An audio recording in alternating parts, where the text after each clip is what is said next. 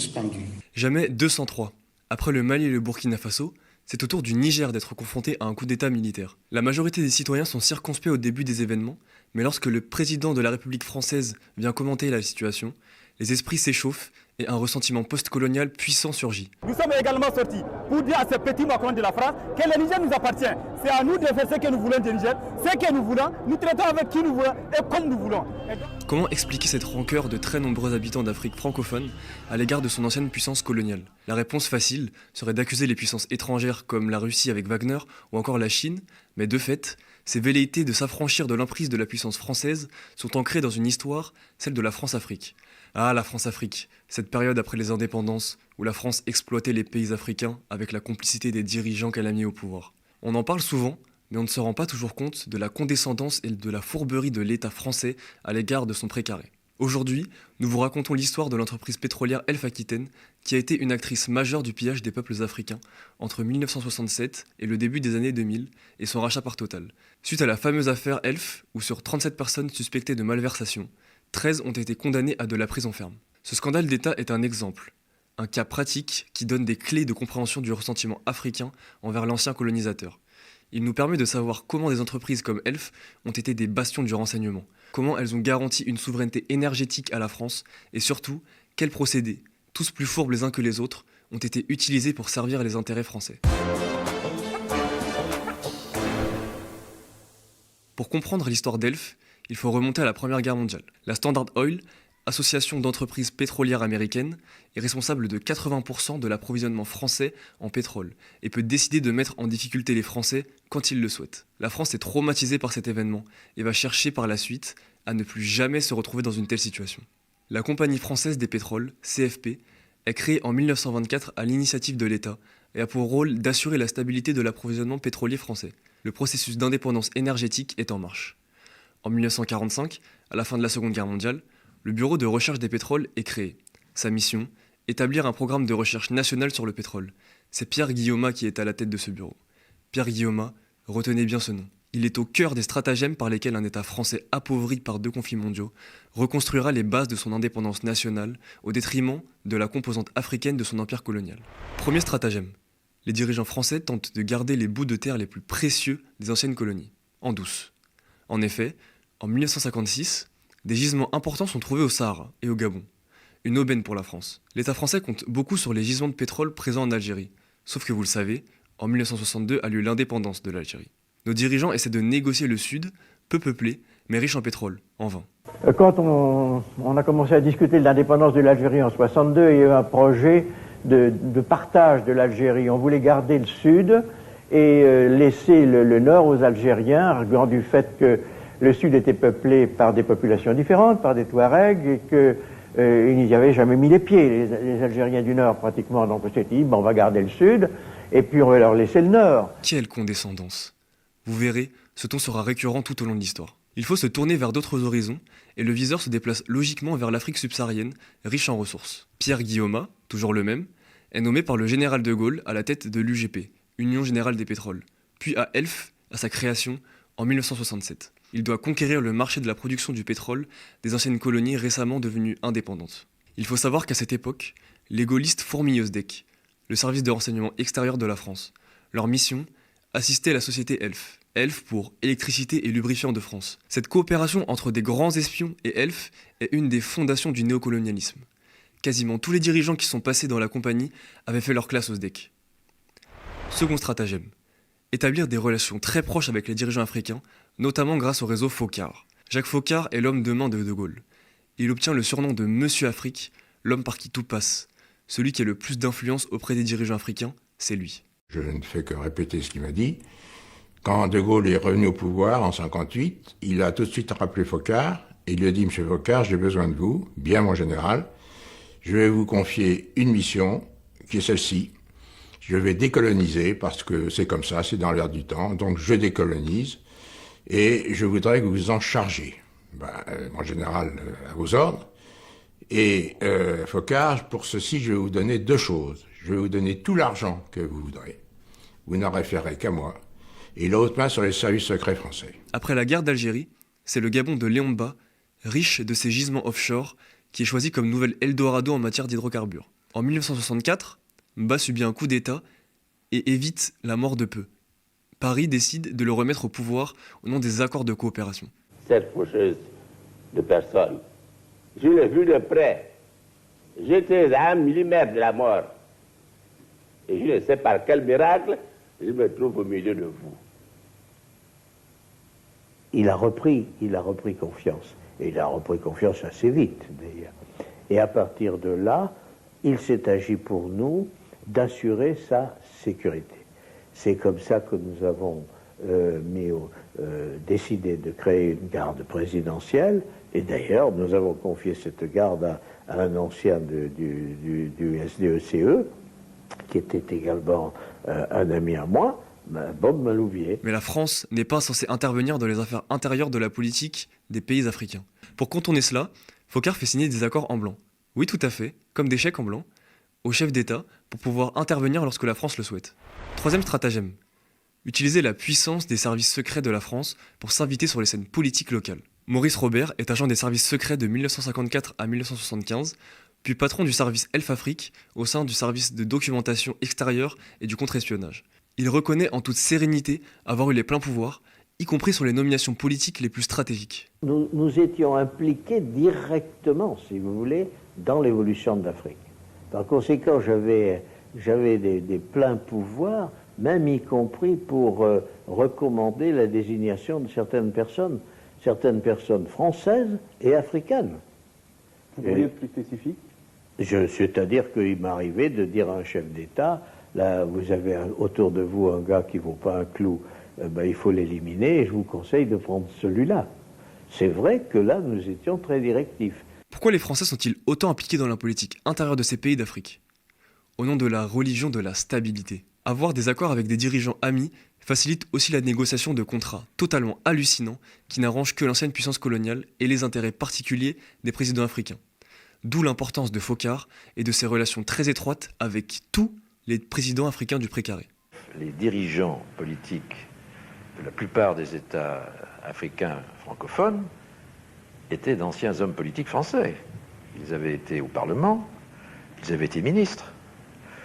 Et ceux qui n'avaient pas été étaient des collaborateurs de gens qui avaient été ministres. Donc, comme M. Bongo. Oui.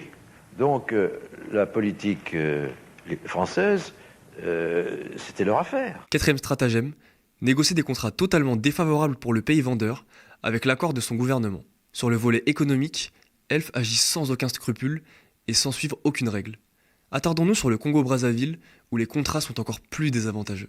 Il faut savoir que c'est Elf qui fixe les prix du baril brut. En gros, c'est l'acheteur qui décide chez lui à Paris du prix auquel il va acheter ce dont il a besoin. Elf ment à la baisse sur la qualité, donc sur la véritable valeur du baril congolais. C'est ainsi que la compagnie justifie ce qu'on appelle le processus de décote. Quand nous sommes arrivés, la décote était extrêmement lourde. Elle était combien? 5 $ à peu près. En tout cas, régulièrement. 5 $ sur quoi? Par baril. D'ailleurs, lorsque les Congolais se penchent sur le sujet, Elf doit directement remonter la valeur et concède implicitement ses mensonges. Comme si cela ne suffisait pas, Elf ment totalement sur ses recettes au Congo. L'entreprise déclare parfois 7000 francs de recettes par semestre. On va faire le gain minimum à la filiale, si vous voulez, pour en faire profiter le maximum les structures centrales. En limitant les gains de la filiale, ouais. Quelles conséquences pour le pays producteur? C'est que l'impôt est moindre, la recette fiscale est moindre. Et ça joue sur des montants importants? Oui. Mais où va tout le reste de l'argent? Dans des entités en Suisse ou en France, afin de pouvoir payer des impôts sur leurs revenus en Occident.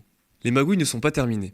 Des employés d'Elf, comme Patrick Gantès, admettent que la compagnie joue de la naïveté des dirigeants des pays producteurs. Si vous voulez, à mon avis, utiliser ou, un peu la naïveté, je dirais, des dirigeants des pays hôtes et producteurs. Mais est-ce vraiment de la naïveté ou est-ce simplement dans l'intérêt personnel des dirigeants des pays producteurs de fermer les yeux sur les pratiques d'Elf?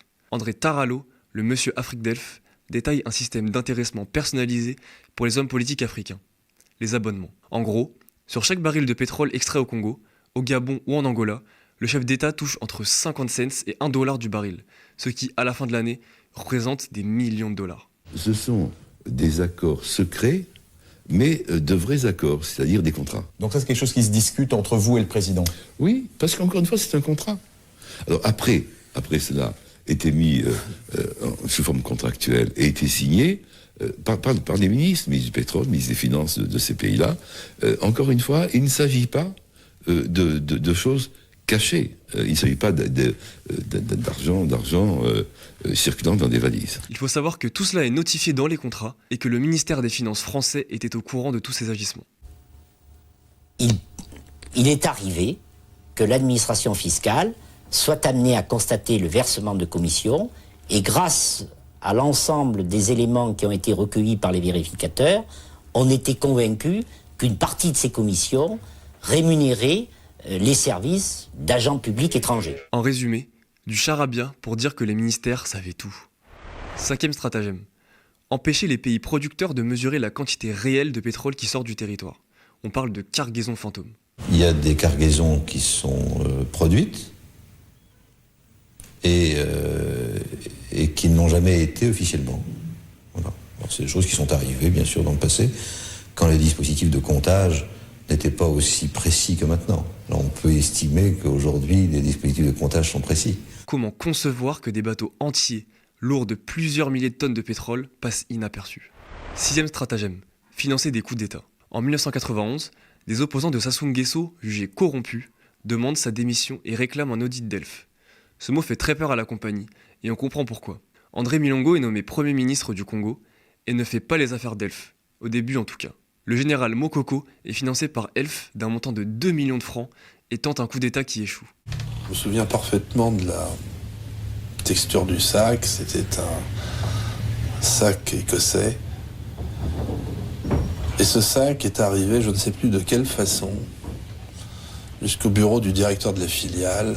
Par contre, ce que je me souviens très bien, nous étions tous en cercle et que tout le monde donnait des coups de pied dans le sac pour le faire sciemment atterrir dans les pieds du directeur de la filiale. Et premier réflexe du directeur de la filiale, c'est qu'est-ce que je vais pouvoir bien en faire? Il était quand même très très ennuyé. Alors qu'est-ce que vous avez fait?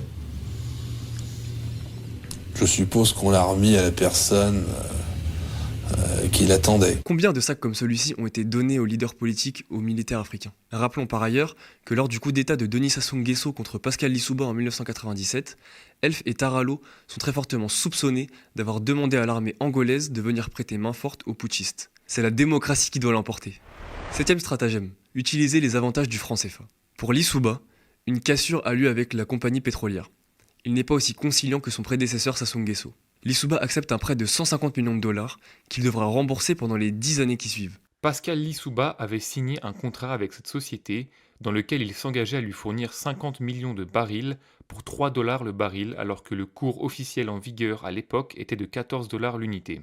Au terme de ce contrat, Oxy a versé au Congo 150 millions de dollars qui devaient être remboursés sur la production des gisements offshore Nkosa Delf Congo filiale de Total Fina et de Kitina de la compagnie italienne Agip Recherche. Ce n'est pas le coup du siècle, je vous l'accorde, mais c'est dans son droit.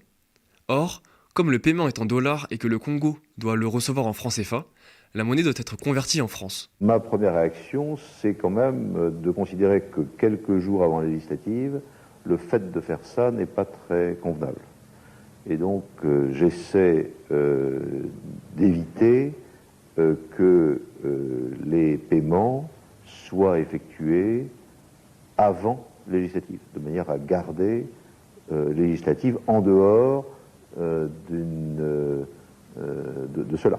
Mais comment vous pouvez éviter? Ce sont les Américains qui payent. Alors oui, mais ça doit passer par la Banque centrale et par conséquent, comme le Congo est en zone CFA, on peut très bien, la France peut très bien retarder de 2 ou 3 jours, parce que c'est ça l'objet, le paiement. Il n'y a aucune difficulté. Il n'y a aucune difficulté à retarder ça. Vous intervenez sur qui? Sur le gouverneur de la banque? Je interviens sur le ministre de la Coopération et sur le Premier ministre. Qu'est-ce qu'ils vont faire? Rien. Donc, c'est-à-dire l'argent arrive quand même avant les élections? Absolument. En gros, Loïc Le Floch-Prigent peut demander à la Banque de France de retarder la conversion de quelques jours. Ah, c'est sûr, que feraient les pauvres Africains sans le si solide franc CFA? Dernière étape, se faire démasquer partiellement par la justice française. Cette impunité ne peut pas durer indéfiniment. L'affaire Elf éclate après un scandale de détournement de fonds pour le financement de l'entreprise textile Biedermann. Certains agissements d'Elf sont révélés au grand public. 37 personnes sont impliquées et 13 personnes sont condamnées à des peines de prison ferme.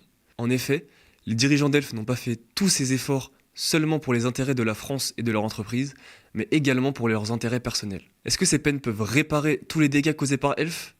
Bien sûr, aucune peine de prison ne peut réparer les ravages causés par l'entreprise française. Finalement, Elf est une des entreprises les plus importantes à avoir favorisé le développement de la France-Afrique. Sa chute n'est pas complète, car Total rachète Elf en 2000 et va utiliser les réseaux de l'entreprise afin de continuer son expansion et de devenir la géante multinationale qu'on connaît aujourd'hui. Elf, en concubinage avec l'État français, a du sang sur les mains, beaucoup de sang.